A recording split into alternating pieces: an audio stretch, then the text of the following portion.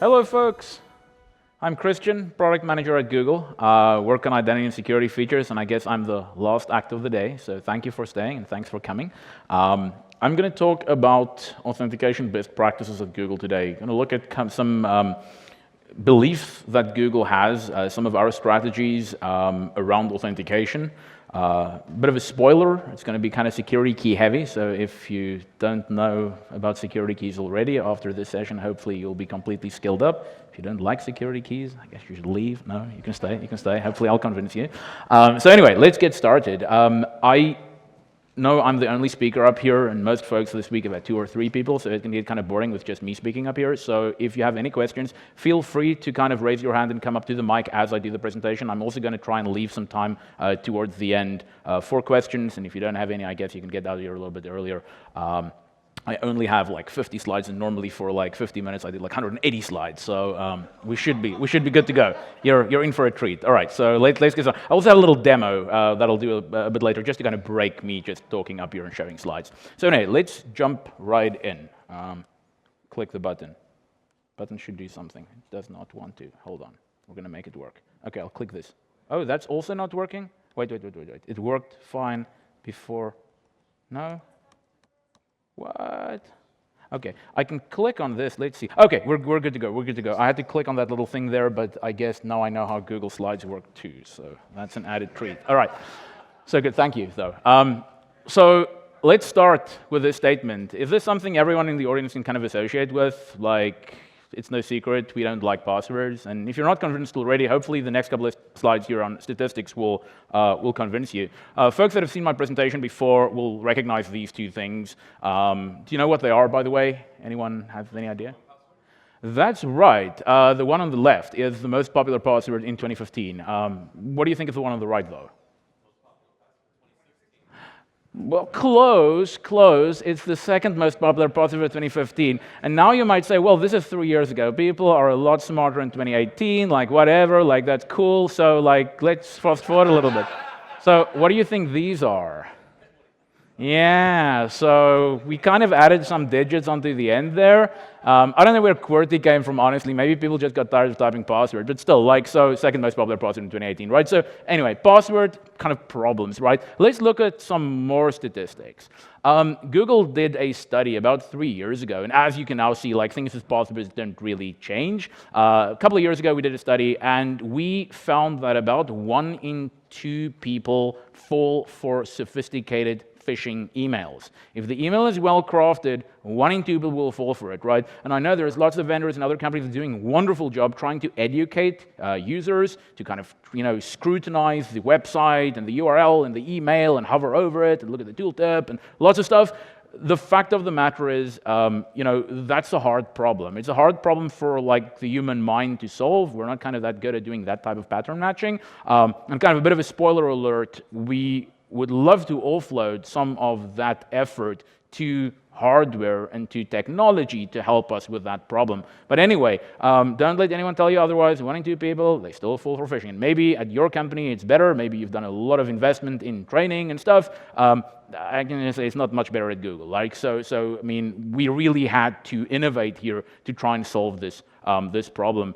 About 76% last year of account vulnerabilities were due to weak or stolen passwords in some way, shape, or form. That's essentially what we found. So today, the industry has a solution to this problem. The industry solution to the problem is multi-factor authentication, which normally comes in one flavor, and lately, like, there's other flavors to push-based authentication and other cool things. Let's focus on one-time passwords for a moment here, right? One-time passwords is pretty much what the industry came up with to like combat this password issue by saying, hey, let's augment the password. Let's make sure that it's not only the password a user enters to authenticate. Let's put something else in there too. And yes, while OTPs are successful against things like password reuse, they really don't solve the fundamental problem, which we'll see in a couple of minutes here in more detail. First off, of course, there's like usability issues, like if it's coming only over SMS, like coverage and all that kind of stuff. And we now know, even on the security side with SMS, it's not quite the way we want it to be with number porting fraud and kind of all these SS7 stuff that's been happening. So, you know, sending OTP codes over SMS, while better than just a password, like it solves password reuse, isn't really foolproof, right? And then device usability, when we move over to the actual like physical fobs that folks have been used to using, and at Google before security keys, we used fobs, and we'll look at some of the statistics there in a couple of slides here.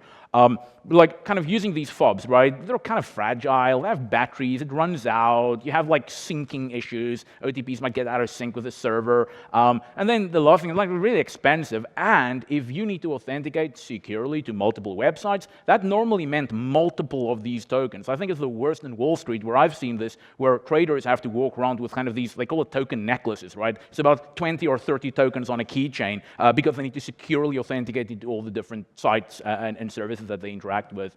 So kind of not that great. User experience is kind of like sucky, right? You have to like look at this one thing and type stuff in on a keyboard. Like that's really like 2009. Don't really want to do that anymore.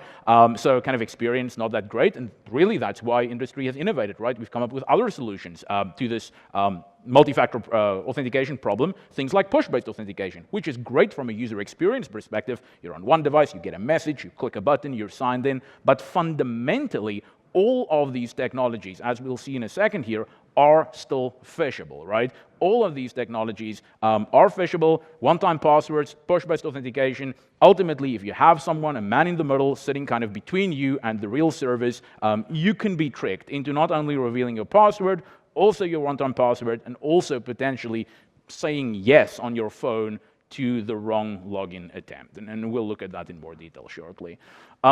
So let's do a quick recap, and I think this might be a little bit too basic for the folks in this audience, but humor me for a second. Let's just look at user authentication here, you know, briefly, kind of recap this, right? So normally if I want to sign in somewhere, what do? I start by going to the website, typing in a password, sending it to a server, and at that point I'm logged in. That's pretty much how authentication works.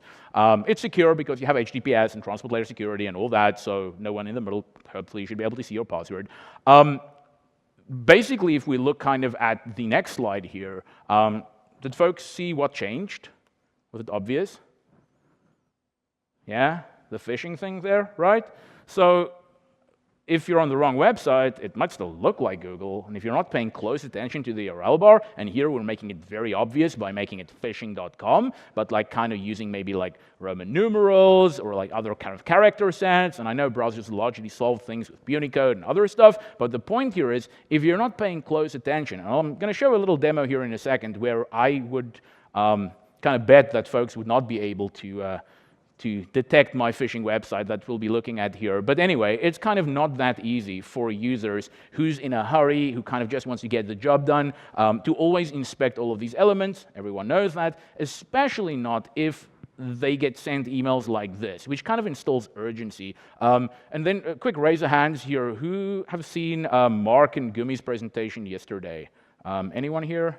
Okay, cool. So we have, okay, so this won't be too much of a kind of duplicate content then. But the point here is, right, these bad guys try to create a sense of urgency, which kind of, when we kind of look at this from our side, it means that users are less likely to pay attention to elements on the page because already they get an email that says, hey, there's just a login attempt from Ukraine, you need to urgently log in and stop the sign-in attempt. People click, type their passwords, and of course, that is how they get to the site in the first place, and that is how they get phished. So normally, phishing starts with emails, and of course, as you've probably heard this week, with Gmail, we are successful in stopping 99% of these emails on the first try. We have other technologies like safe browsing if you're using Chrome, that furthermore, if you happen to click on the link, will kind of prevent you from going to certain of these pages. But if you have a sophisticated attacker which has crafted an email specifically for your company, chances are Gmail would not know about it yet, and certainly safe browsing wouldn't either. So what we're going to talk about in this session is kind of, if all these other steps fail, what is that last line of defense? How can you make sure that your users don't fall for this type of attacks? So let's look at phishing then. Like, so I'm on this phishing website, and what happens? Well, the bad guy is sitting right there in the middle, right? And they're waiting for you to enter your password, so you enter it, and then you send it on to them, and then they just send it on to Google, and now they're logged in, right? Pretty straightforward. And of course, as we look here in the demo, you can easily augment this. For clarity, I haven't like gone around the whole OTP cycle here as well, but just as you're typing in your password, the bad guy can ask for your OTP as well, and chances are you're going to give it to that bad website because it looks looks just like the real Google, right? So kind of any other piece of technology that can be I guess, like intercepted by some third party, is susceptible to phishing in reality. And it's hard for Google to always distinguish the bad guy from the good if all of the credentials they're getting is exactly the right stuff. Of course, Google has a lot of other kind of technologies, and again, the presentation, and you can kind of look that up. I think this will all be online. The one that Mark and Gumi did yesterday kind of spoke about some other things that Google employs to try and make sure that even if the credentials are coming from phishing.com, if, for example, that user is coming from a different country where you're normally coming from, or a different city, there's other things that Google might do to just simply block that sign-in attempt. But again, if you're dealing with a sophisticated attacker or a sophisticated adversary, they can make it look like they're pretty close to your location and can try to kind of circumvent some of these other technologies that Google and other players obviously work on to try and minimize these types of attacks. Anyway, we'll look at that in detail. So at Google, we want to replace the password, right? But really it started by simply making the password safer. So with the technology that I'm going to talk about today, we're not eradicating the password quite yet, but we're making its impact much, much smaller, right? So a password by itself is no longer the only thing that you're required to sign into someone's account. You're augmenting it with some other piece of technology, and bit of a spoiler alert, that's kind of where the security key comes in. Of course, going forward, and we've seen this from other organizations as well, and Google is also one of the the most active members in something called the FIDO Alliance, which we'll talk about later. The FIDO Alliance is where all of these strong authentication standards are being kind of cemented. We're working with the W3C, which is a World Wide Web consortium, on trying to bring these next generation authentication standards to the web. This security key that we're talking about here today is step one on that journey, but there are many other things that we're also working on that you'll hopefully start to see here in a year or two's time, where we actually can start thinking about like just replacing the password completely. But for today, where we wanted to start is simply like kind of a little bit of baby steps here, but we wanted to start by simply making the effect of breached and compromised passwords much less of an issue in organizations. And really, we started this because we had the same problem at Google, which is what part of this slide deck will be about, looking at Google's journey on making the password safer for our own employees internally. So, hey, we're introducing the security key, kind of got here already. The idea is that you have your password, you have the second line of defense, which is your security key, and only then can you actually get to your account data. What is a security key? Many of you probably already know this. Security keys are based on asymmetric cryptography. A security key is a device that maybe looks a little bit like this. It's something that I can physically connect or insert to my device that I want to sign in with. So it'll connect to my laptop, maybe using USB, or it might connect to my phone using near-field communications, NFC or Bluetooth. And it's this local link that gives us the added advantage over other types of technologies, and we'll look at that in more detail. But essentially, when I have a security keys come kind of stateless out of the factory. It's just a security key. You buy a security key, it's kind of blank. You can think about it as like there's nothing on the security key when I get it. When I want to then use the security key, I would go and register it with a specific account. So for example, I'd register it to my Gmail account. During registration, what really happens is this device generates a public-private key pair. So it's an asymmetric key pair. Private key is being kept secure on this device. The public key goes to Google, and we'll look at this in detail. And at the point in time where I want to sign in, it's a simple cryptographic signature that this device then generates. The private key, the thing that makes this key unique and secure, is never actually revealed to the server. The server doesn't have it, honestly. So even if there is a breach, like we see all the time with password databases being compromised, security keys are kind of immune to that type of attack, because the secret, the thing that makes the security key able to prove that this is my security key, never actually leaves this device, not even to prove to the remote party that it has and knows the secret. Standard, public-private key cryptography and digital signatures. So kind of we spoke about this stuff. I think the coolest part of this is the one device, many services. as we spoke about that token necklace problem, it's something that we set out to try and solve. Why have like 20 or 30 of these keys if one will do? So the idea is that with every service that I want to use this with, and right now I'm like happy to announce that there's a lot of services apart from Google that support security keys today, right? There's Facebook, there's Salesforce, there's Dropbox, there's GitHub, Google, of course, many more. And I think we're going to see even more services, announce support for FIDO and WebAuthn security keys in due time. But the point is, whenever I register this key with that service, it's privacy preserving in a way that none of these services can tell that I'm using the same security key, even though I am, right? I'm registering this key with Dropbox and with Salesforce. Even if Dropbox and Salesforce colluded on the back end, they would not be able to tell it's the same user. So there's individual keys being registered for every one of these services, and I can definitely simply use one single key to kind of sign into all of these services, which does kind of get us closer to that real kind of bring your own device type thing. Yes, these keys are moderately expensive if you think about it in today's consumer age. You can get them online anything from like $20 up to $50, depending on what brand and what type of key you buy. But the point is you only really need one, or maybe two as a backup, right? But you don't need one per service, which is kind of the cool part here. But we'll talk more about that in coming slides. Anyway, so how do security keys work, right? So let's get into the nitty-gritty here before we go for a little demo. So I'm a user, I want to sign into a server. We already said a couple of things, right? So one of the things we said is a security key, which is that black thing I have there depicted, this little Bluetooth key. That key, that black key, has a virtual key on its inside called a private key. And this private key got generated at some point, and the public key of this private key was registered with the server, which is what that green key is about. So when I set the key up, we call it registration. When I set the key up, the key generated a private key, it generated a public key, these two are mathematically linked, and then the public key gets sent to the server. So the server now knows something about the key that I'm supposed to present during authentication. So what happens? Well, I send my password, just as I normally do, but in addition to the password, the security key now also proves its the fact that it's there really to the server. It has to, right? And the way that it proves this is kind of ingenious and very simple. Firstly, it tells the server, I promise a user was actually present during login. Well, how does a security key that? It doesn't have an eye, it doesn't have a video camera. Well, it's simple. It has a little button, right? And the little button is kind of a hardware button that you have to click when authenticating. And that just tells the remote server that there is not some malware or something on this machine that was trying to sign the user in the middle of the night. There was physically a user present at the point in time where this authentication was happening because someone had to press the button on the key. That's one of the principles of security keys and FIDO U2F authentication. So I had to press the button to generate this, what we call signature, right? Or the response.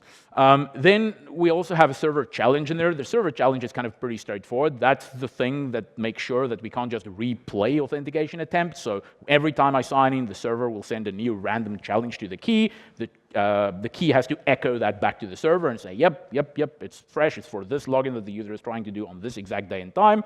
And then there's something really cool in there. And that's really what makes security keys different from other two-factor authentication methods. And that is, the security key also echoes back to the server the origin or the web property that the user is on when authentication is happening. And that's what makes it unique or at least resistant against phishing.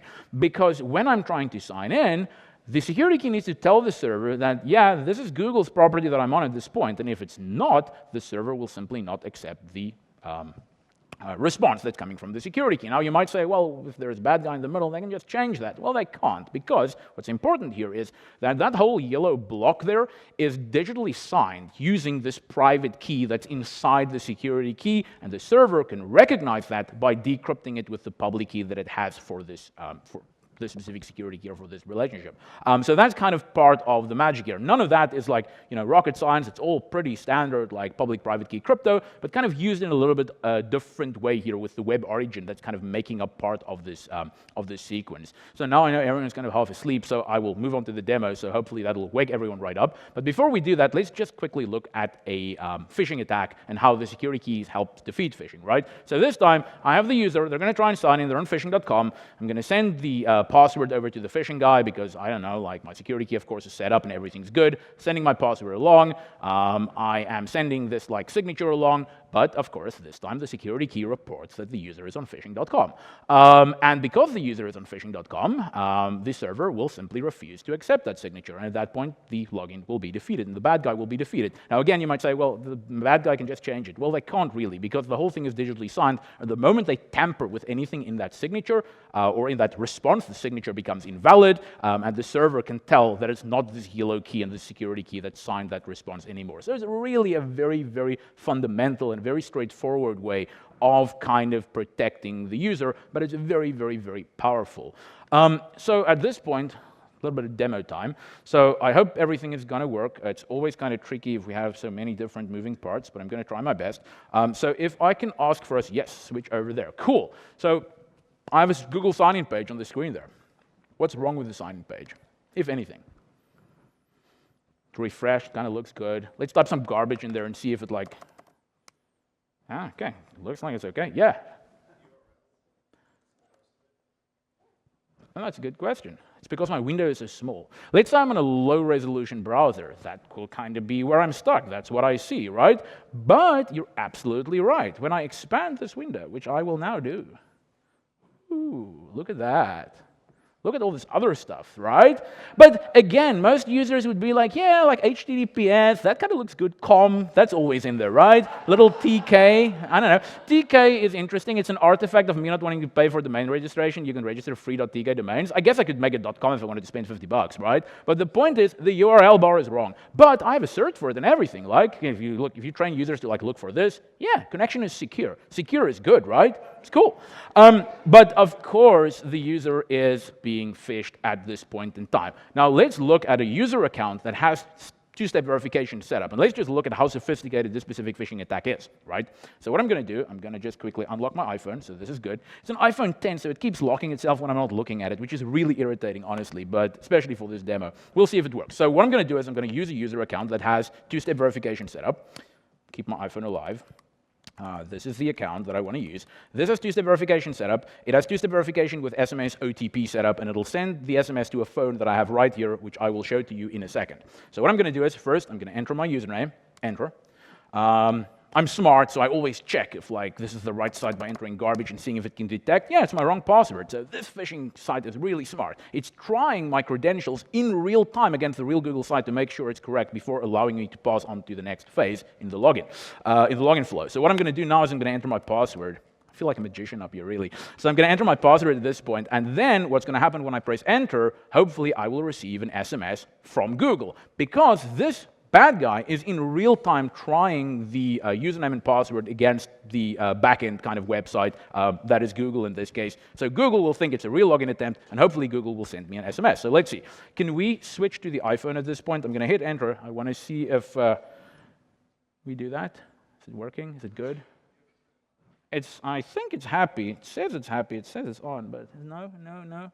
Okay, I'm gonna. Since we have a little time, I'm going to try and unplug it and replug it, because I really do want to show you this part and how authentic this really is. So let's see. We're good? I'm swimming a screen. Bear with me for a second here. We can skip this part if it doesn't work, but it will be good if we can make it work, though. Let's see. We can do it that way, yeah. Yeah, makes me sad. Is it working? No?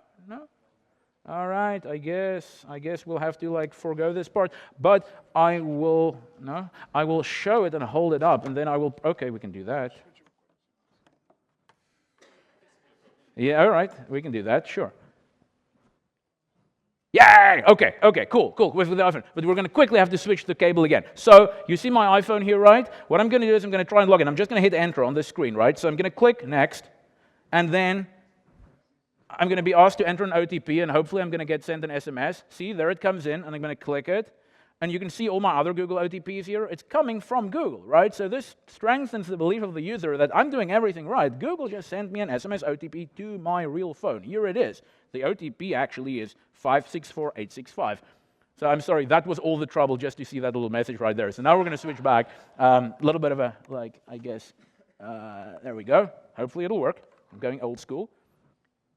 Are we back? Yes? No? No? Yay! Okay, so I'm going to enter it now. 564865, and I'm going to click next. And log in. It's great, right? Kind of looks good, right? Everything's cool. And the user is going on his merry way. And at this point, you'll see that the bad guy did a redirect to the real Google. So the user is none the wiser. Everything's cool. But what happened here? If we go and we look at my hacker administrative interface, which is really basic, it's kind of very, very bare bones. But you'll see this little folder I have here. And if I click on this Google thingy, it'll show me all of the users that I phished today. So if you happen to go by the security booth, we kind of keep using this Cheryl Welch on the same web server. So there's Cheryl Welch's credentials. Here's the account I just phished. So let's click on it. Ooh, there's lots of them here. Let's look at one of them. Let's look at the creds one. So creds, that's the bad password I entered, right? And then let's look if there is a good password I entered. That's my password, Google admin. Now you have root at Google. No, not really. So Google admin, that's what I entered there, right? So that's the password. But you remember there's a 2SV thing as well that I use to kind of log this user in. So if you're really smart, you go to tokens, and there you will find the cookie that you can now import into your browser wherever in the globe you happen to be, and you will be logged in as that user at that point in time. And that stuff that's available online today to bad guys, you don't have to build this yourself. I literally took this offline, I compiled it, ran it, set it up, and it's pretty straightforward. It took me about half an hour, right? So really kind of basic tools to kind of make this stuff really happen at scale. And that was really, really, really easy, right, for a user to get phished if you're not paying absolute close attention. Now, let's quickly look at what would have been different if I actually used a real security key. So let's see if we can kind of do all this again. And this time, I'm going to try and log in with a user that has a security key set up. Here's my security key that I've set up. And I'm going to use my test one user who doesn't have OTP, but security key. So let's try. Let's click here. Let's say add new account. And I want to use test one. OK. And actually, what I should rather do is let's go to that bad sign-in page again. So I'm going to clear some cookies to make sure that this other user that I've already signed in doesn't mess it up. So let's just clear cookies here. Say clear data for the last hour. And let's go again to this bad website, right? This one. Let's try this with a URL or with a username who has a security key set up and see what's different. So now I'm going to need to use my security key, so I'm going to take it. I'm going to plug it in here in the meantime. There we go. I'm going to click next. I'm going to enter my password. Ooh, got some weird error, right? And that error is by design. We don't want to tell the bad guy too much. But really what's happening here is there is a mismatch between the credential that's registered on this key to google.com and the web URL that the security key is seeing. And we're simply saying, no, you cannot go further than this. I can click try again as many times as I'd like. I can click try another way. And for this specific user, there is no other way. There's get help, or there's use your security key. You can click this as many times as you'd like. You will not be able to sign in. Now, just to show you this actually all works, if I were to go to the real Google sign-in page, so accounts.google.com without all this garbage at the end here, and I'm going to try use another account, and I'm going to try the same account again, test one. All that stuff that we spoke about will now come. Let me just make sure I type the right password. Enter. So this time, I should not see that weird error. This time, the little light on the security key should start blinking. And all I now need to do is touch it. And by doing that touch, everything matches up, and the user is magically signed in. And that kind of is like in practice how the security key, how simple it is, and how easy it is, and how easy the technology works, and how that protects you against phishing. Now, we have a lot more to talk about 20 minutes. So if we can switch back to the presentation, please. Cool. So Google's experience using security keys. Let's talk about that, right? So at Google, we use these things, right? So if you've kind of monitored like popular press on security key over the last couple of days, you'll see a Brian Krebs article that was recently published, kind of Google, employees see no password phishing or account takeovers because of security keys, and that's actually the truth, right? We've deployed these security keys at Google, and we'll look at some statistics here in a second. Quite some time ago, it's mandated for Google employee login, right? You cannot log into a system without a security key. It's for our corporate SSO. It's on the web, right? If you want to log in, you need to provide your security security key. That's how we make sure that our employees don't get phished. Not by telling them not to get phished, not by sending them emails or like putting them through training. You can do all of that, and it's great, but in the end, it doesn't really work, right? Security keys are the way to really kind of get that level of protection. So it's also used for SSH. There's ways that you can set it up. It really forms the basis of all authentication at Google. And you sign in, you press your security key button, really easy. No OTPs to retype, kind of really straightforward. And on the consumer side, of course, we have this as well. It's available as an opt-in for Google consumers. We'll talk a little bit about a program that we've recently started at Google, I think a couple of months ago, called the Advanced Protection Program, and maybe you've heard about it. If you haven't, you can go to the security section in Moscone South. We can give you one of these kits, and we can talk a little bit more about what that does. But essentially, it puts you in this mode that I've just demonstrated here on the other machine, which is there is no other way to log in apart from a security key. Like, no one can trick you into a downgrade attack. No one can trick you into doing anything different. You need to provide a security key, or you don't get into your account. And of course, it's been adopted by other relying parties too, right? It's not only a Google thing. It is a worldwide thing. It's a standard thing, right? It's adopted by Dropbox, Facebook, Salesforce, GitHub, and a whole lot more. So let's quickly look at some statistics here that we've seen at Google. So we published a full report on this. It was in Financial Crypto 2 years ago, so if you're interested, you can read the full paper. But essentially, here's kind of some of the highlights, right? So is this easier to use than other types of two-factor authentication? Yes, definitely. It's quicker, right? So if you look on the left hand there, Google employees had the option between OTP back in the day and security keys. Of course, now security keys are mandated, but it's about like double as fast to log in using a security key, because the only thing you have to do is like take it out of your pocket and press the button, right? So very easy, very straightforward. OTPs just took a long time because you have to like first type the code. That's pretty straightforward. For consumers, we have 3 options, and we still actually have 3 options today. You can get OTP via SMS, and no surprise there, that's the slowest because you need to wait for the network to send the message. You can do OTP via app, Google Authenticator, or other TOTP-based authentication mechanism or app, and then of course security keys, right? And on the security key side, no like surprise there, kind of roughly the same as Google users, about 10 seconds to authenticate, which we think is like a very, very small price to pay for this level of security. And like if you didn't really pay attention, the takeaway here is just security keys are faster to use than OTPs. Really cool. And then I have one more.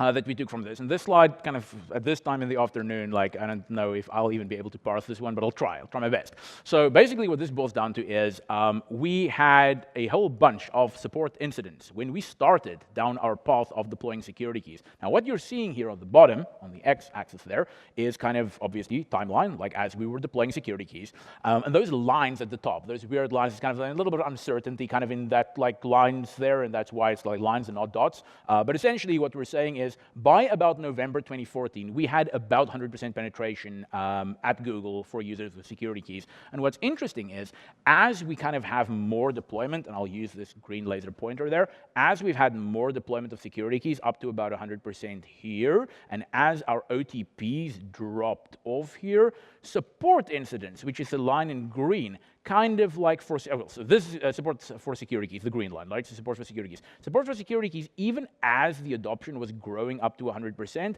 really stayed pretty constant, right? Almost zero, whereas our OTP support here dropped off, but it dropped off because all the users started using security keys and stopped using OTPs. So kind of a little bit of a like confusing graph here, but the point is that security keys cause fewer support incidents than OTPs. And support incidents directly equate money, right? So you can save money by deploying security keys. I'll try not to shine this in people's faces. Okay, so let me put that down. So Google makes this really easy for you, right? If you're interested in this technology and you want to like use it, if you are using Google, and especially if you're using Google Sign-In in your company today, maybe you're using Google Cloud, maybe G Suite, we really make this very, very, very easy. And some of you might already be familiar with Google's kind of BeyondCorp initiative and our way of thinking here, which is like no VPN, don't trust the network, trust the endpoints.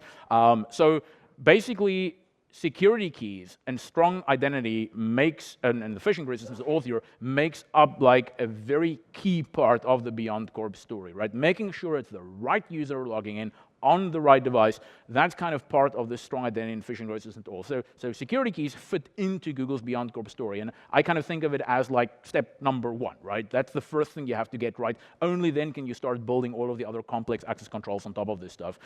So strong identity and phishing resistant authentication is kind of what you want and where you want to start out with. And that's why we were successful, I think, in my opinion, with BeyondCorp, is because we have all of these things, but especially we have the strong authentication piece of this kind of figured out as well. So deploying security keys are really kind of, in my humble opinion here, I think the single most important thing that you can do. There might be other things too, but that's mine. Google recommends that security keys be deployed on all accounts that have access to sensitive data. What does that mean, right? That could include administrators. We definitely think if you're an admin, you should probably use a security key. Users who have access to change things in production, shut down production systems, access to PII, like those are the users where we think security keys are imperative. We don't think that everyone should have security keys or needs to have security keys. Let me put it that way. At Google, we give security keys to everyone. But in your organization, you can pick and you can say, hey, you have access to production data. Maybe I have a user who, I don't know, checks the weather on their PC every day. That's what they do. Maybe they don't need a security key, right? But for other users, I think that's important, right? So depending on the access and the data access that you have, security keys is, in my opinion, is a must, and the single most important thing you can do to protect your users against phishing. So security keys have flexible config in Google. There's many different ways that you can set it up. There's really two axes of configuration here. Firstly, you can pick on which users to enable security keys, right? And you can not only pick on which users to enable security keys, but kind of more important, you can enforce the use of security keys on some users. You can say, if you're in this OU or in this group, organizational unit or group, you need to have a security key. I, as the admin, am going to give you 7 days to comply, because I'm going to send you all security keys. I'm going to ask you to set it up. If after 7 days you have not set up a security key, you will not be able to log into your account. All your other two-factor methods will disappear. There will be no other options than to use a security key. Even if you had other 2FA options, they will now be disabled. Only way to log in will be with a security key. That's the best level of protection that you can get. And as I said, this might not be for every user in your organization, but certainly some users we think this is critical for. On the application side, of course, you can also kind of slice it the other way. On the application side, you might say, hey, to access Gmail, yeah, maybe it's okay, but if the user needs to get access to the Google Cloud Console, or they need to run some G-Cloud APIs, maybe that's the point in time where I actually need to challenge the user to supply their security key. And maybe I even need to challenge them to supply their security key more often, like maybe once every day I want to ask the user to touch their security key. We'll look in a couple of slides here why that's important. I think in exactly one slide, actually.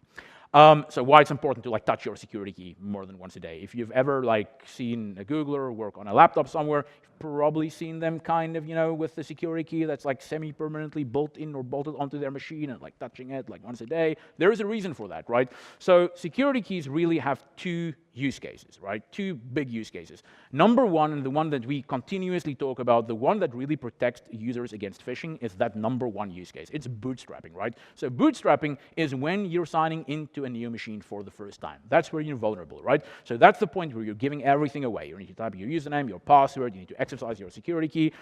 That's really kind of where the phishing protection comes in. And at Google, we issue every user with a physical removable security key that looks something like the one that I have over here. We just ask users to carry it on their badge, but it's kind of with you all the time. You don't need to use it every day, though. I think I've used mine 5 times in my 3 years at Google, because you only use it when you need to sign into a brand new device, a brand new phone, brand new desktop, brand new laptop. That's when you use this security key. Once you've signed in, and we'll look at that later, once you're signed in, you've kind of transferred the blessing that you have in this key over to the device, and now you trust the device, so you don't have to constantly re-bless the device. If it is now trusted, it's fine. So you do this once, trust the device, and at that point in time, you don't really need to use this key again. And again, I understand this is different, depends on your use case inside your company. Maybe you have users that roams, maybe they access multiple different machines, maybe there are shared desktops. Yeah, in that cases, there are controls in Google where you can kind of change some of these default settings, some of these best practices, we think about it, to say, well, maybe the user needs to touch their security key, their physical security key more, and insert it more. But for users who kind of use the same machines all the time, I have 3 laptops and 1 desktop, and that's what I use, you probably don't need to go around, inserting the security key all the time. However, there is a different type of security key, kind of the same thing, right? Looks a little different, but it's kind of the same protocol. And at Google, we use that for a very specific reason. So once I'm signed into a device, Normally, what happens is once I give away my username and my password and touch my security key, I get a long-lived bearer credential, bearer token back, a cookie, a auth token, something that now tells the remote server, this machine is good, this user is authenticated, don't bother them again, it's cool.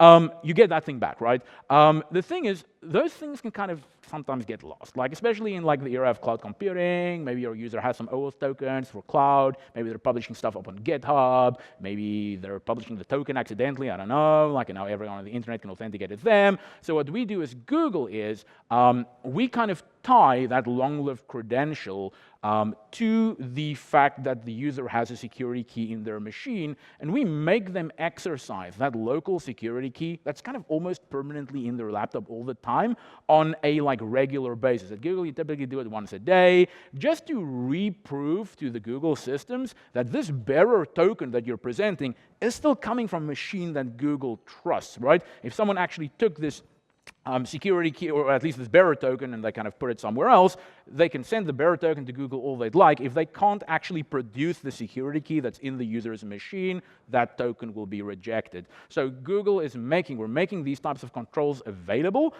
to enterprises. So for example, we don't use this for everything, right? I don't have to go around touching my security key every day to read email, but to change production settings, right? That's where a token by itself might not be enough. On the consumer side, probably don't care, it's all cool, not an issue, but for high risk, again, this is kind of all about like segmenting risk, right? So for high risk users that have access to PII, can change production data, it might be interesting to look at a security key. And by the way, yes, you can still use your physical removable security key, but the fact that it's not with the machine doesn't really add value at that point. You can just as well permanently like bolt it onto the side of the machine, just leave it in the USB port all the time, and by touching it, you're proving you're still coming from the same machine that you were on yesterday. That's basically kind of the pitch here. And if you're interested in that, in kind of more details, please feel free to come chat with me over at the booth on the security side. I'm happy to go into more details and kind of show you how we've implemented this also at Google. So there's kind of a difference here, right, about using it for bootstrapping and then kind of using the hardware credential binding. And maybe you've thought in the past, you've wondered, well, why are there these many different security key form factors?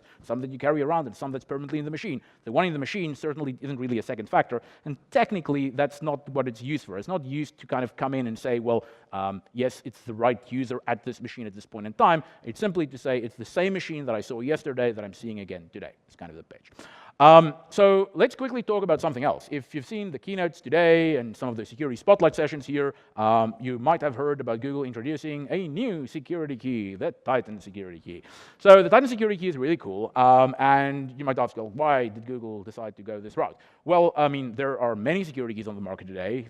We've got great vendors, many of which Google partners with, and which we use internally as well, that make security keys today. However, we wanted customers to have one additional option. We've had some customers come to us and ask us, hey, like, which security key should I buy? Where should I get it from? How can we trust the provenance of the security key? How do we know what's going on the inside with the internals? So we decided to actually go and then produce a Google-made security key where Google controls the firmware that's running on this key. Google is able to validate when you're using a Titan key that you're using a Titan key, and it kind of provides you with that extra peace of mind, which, again, you can get from a good vendor too. If you have a great relationship with a security key vendor, continue to use that, that's perfectly fine, but you now have one additional option where you can say, well, I just trust Google. I trust Google to like run my workloads. I also trust Google to provide the security from the ground up. Get a Titan security key, and that will allow you to kind of, have that peace of mind, which, like I said, you can get somewhere else as well, but this allows you to get it directly from Google. The key looks a little bit like the one that I've showed earlier. Actually, it looks exactly like that, and Vlad over there will be happy to hand out Titan security keys to everyone in the audience if you still sit through my last 7 minutes of this presentation. So please use them. Don't only take them and like throw them away or put them on your desk or use them as like a cup holder.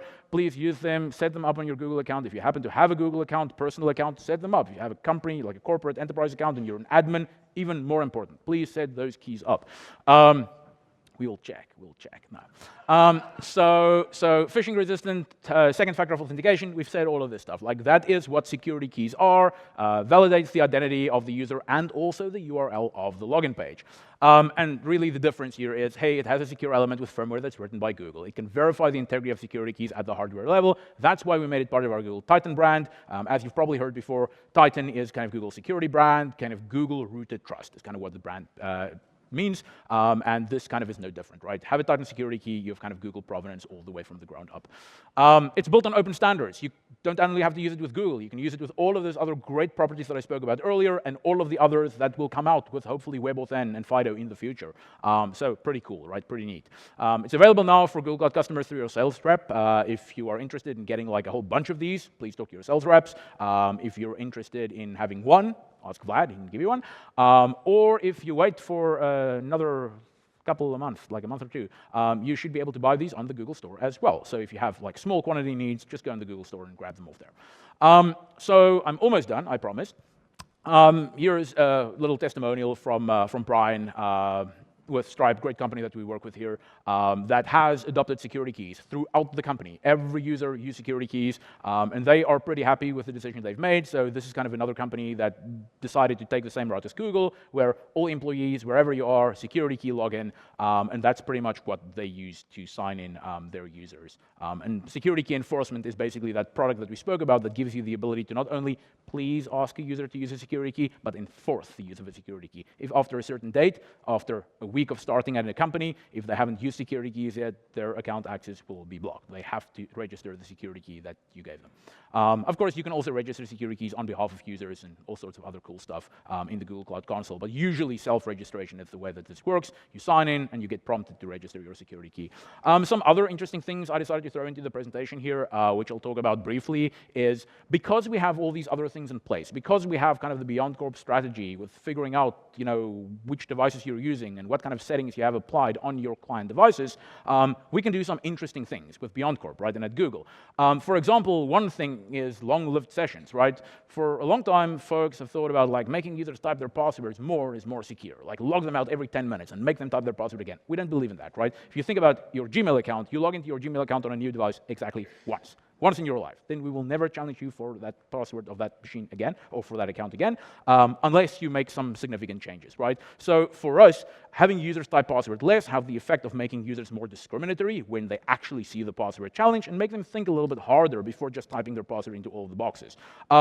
The default today for enterprise customer accounts at Google is 14 days, but if you didn't know it already, you can go change that. You can change it to whatever you want within parameters. The longest you can set it to is infinite. So you can set it to infinite. You can say, I don't care, once I've authenticated my user, let the user stay logged in. I don't want to challenge them for their password ever again. You might at that point think, well, but what if someone else is on the user's computer and it's not them using it? Well, as part of kind of the Google BeyondCorp story, we have another product called Endpoint Verification, I think it's an alpha today, and endpoint verification together with kind of like security keys and all the other stuff allows us to make access decisions based on the way that your client machine is set up. Think about MDN on a mobile device, right? Many companies today enforce the use of a local screen lock on a mobile device before you can set up company email on that device, right? You don't want someone to be able to like just walk up to someone's phone and read all their emails. You kind of want to enforce some sane limits of like phone use. Now think about that the same way for desktop devices, right? Because we have the ability to tell whether a device is configured with a strong like screen lock on the device, we have additional it gives us additional comfort to say that, well, if the user moves away from their machine, if they're at Starbucks and they close down their machine, like maybe shuts the lid or whatever, if someone else opens it up, even though their account is still logged in on that machine, because I know there's a screen lock that'll fire after 2 minutes, because I know the machine has its drive encrypted, I don't have to challenge the user for their account password all the time. I can kind of leave that alone. I'm offloading that to the local device kind of screen lock, right? So these kind of things like all mesh together. So that's one thing that we do. The token exfiltration protection, I spoke about that already. That's that local security key touch that at Google we do once a day, kind of making sure that the bearer tokens are still presented from a machine that you trust. Password changes, right? Some other interesting stuff. Periodic password changes. It's a pain, right? Don't do it. So we don't do it at Google anymore. So asking users to change their password every 90 days, nah. If you have a security key, you really don't need that anymore. Password complexity, like all these characters that we have to type, really, for what? Like if you have a security key, if you have that additional kind of peace of mind, like we said earlier, making the job of the password or the reliance on the password less allows you to kind of use a security key. Don't really worry about these super complex passwords. I always think of an ATM card. So an ATM card, because you have proof of possession that's required to get money out from an ATM, 4-digit PIN, it's okay. Now I'm not saying everyone in the company should get changed their password complexity rules to 4 digits, right? But maybe that's okay. But we're definitely saying that like these long like password complexity requirements with like capital letters and exclamation points and all sorts of other stuff, not really required anymore. How often do you need to prompt the user for two-step verification on a device? Once in the life of the device, right? Again, it depends on your threat model, right? If you have users that's kind of using sharing machines, maybe it makes sense to prompt users for 2FV more often. But if you have a user that comes to the same desk every day, uses the same laptop every day, if you can trust the screen lock and the drive encryption on the machine, which on machines nowadays I hope we can, then it's really not required to keep asking them for their second factor. Providing it once and then transferring this blessing from your two-factor device to the machine is probably good enough. One more thing before I wrap up. Phishing websites is one thing that phishes your credentials, but there is a different way of getting phished. The way that Google shares data with third parties is through a protocol called OAuth. OAuth, basically, and you might have seen this before, right? You visit the website, you want to access some data, and suddenly this document says, hey, I need to also read your email to do all this cool stuff and present the document. Today, users in your company could accidentally click on that allow button, and at that point, whatever malicious application rendered that pop-up now has delegated access to their email. That's how delegated access in Google works, right? Third parties can ask for access to applications because we have a vibrant partner ecosystem and we'd like to share data with partner applications. So this is another vector, right? If a user accidentally goes to a page, this page sends an OAuth request and says, hey, I need to read your email, and the user isn't paying attention, they might click on the allow button, and at that point in time, that malicious app or website now has access to kind of do everything the user can on these specific scopes, like email or calendar or contacts, or Drive. So we have API permissions that has been launched about a year now for a whole bunch of different OAuth scopes, the scopes we think are particularly high risk. And you as an admin today can go into G Suite and you can disable these, and you can set it so that users cannot grant access to any third party to these sensitive scopes unless you've specifically whitelisted the partner applications. In the next slide, we'll see that, right? So I'll show you. So if the user now tries to sign in, go to a web or to an application that asks for access to some data, and they click on the button that says, yep, grant access, it's all cool, they will see an error because you have stopped that action from happening as the admin. And the way that you can still bless third-party applications that you'd like to have access to user data is you can whitelist those applications specifically. So we think kind of these two things together really is the #1 takeaway. As I said earlier, just use security keys. Well, not only that, please also consider enabling OAuth blacklisting. Unless you have a need for having all applications on the internet open, doing these two things, I think is kind of the best takeaway from this session. And then as a last slide, if you're a consumer, consider using advanced protection. Consumers that's at risk, and I think we're all kind of in fields where we have sensitive data, we deal with sensitive data not only on our company accounts, but also on personal accounts. Please consider signing yourself up if you have a Google account, consumer side, for the advanced protection program. Please go over to the security booth over in South and grab yourself one of these kits. It's kind of a getting started kit. It's free. You just need the security keys, and that will apply all of these protections that we spoke about on the enterprise side also to your own personal account. I hope this was interesting. There's a couple of links that you can visit for more information, and I promise I am done. And I went over a little bit. I'm sorry about that. Kept you from your afternoon drink. Thank you so much.